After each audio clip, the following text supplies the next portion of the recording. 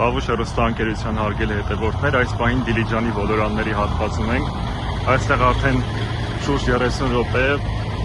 ոլորանները միակողմանի են երթևեկելի։ Մեզ հասած տեղեկություններով այստեղ բեռնատար է արգելափակվել եւ այժմ բարեկային ծառայությունը եւ փրկարար ծառայության աշխատակիցները ձեռնարկում են անհրաժեշտ գործողությունները, որպեսզի բացվի ճանապարհը։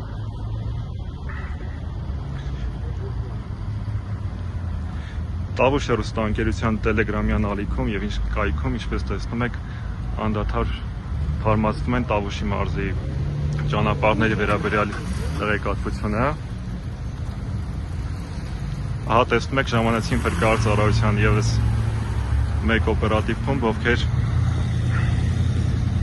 հասել են օգնելու ճանապարհին արգելափակված վարորդներին։